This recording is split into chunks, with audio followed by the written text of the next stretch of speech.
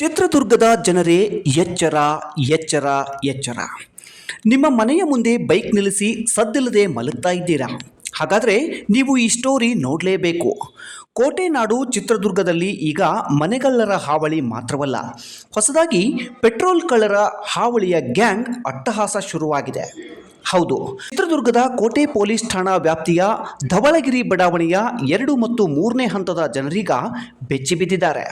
ಕಳ್ಳರು ಎಷ್ಟು ರಾಜಾರೋಷವಾಗಿ ಬಂದಿದ್ದಾರೆ ಅಂದರೆ, ಕೈಯಲ್ಲಿ ಖಾಲಿ ಬಾಟಲಿಗಳನ್ನು ಹಿಡಿದುಕೊಂಡು ಸಿಕ್ಕ ಬೈಕ್ಗಳ ಪೆಟ್ರೋಲ್ ಪೈಪ್ಗಳನ್ನು ಕಟ್ ಮಾಡಿ ಲೀಟರ್ ಗಟ್ಟಲೆ ಪೆಟ್ರೋಲ್ ಎಗರಿಸ್ತಾ ಇದ್ದಾರೆ.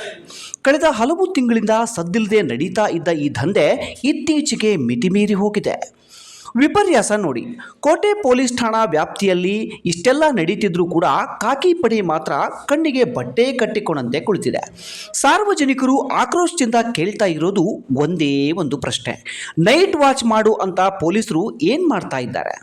ಬೀಟ್ ಪೊಲೀಸರು ಎಲ್ಲಿ ಮಲಗ್ತಾ ಇದ್ದಾರೆ ಅಂತ.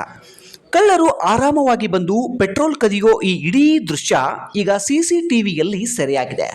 ಕಳ್ಳರ ಈ ಖತರ್ನಾಕ್ ಲೈವ್ ಕಳ್ಳತನದ ದೃಶ್ಯಾವಳಿಗಳು ಈಗ ನಮಗೆ ಲಭ್ಯವಾಗಿವೆ.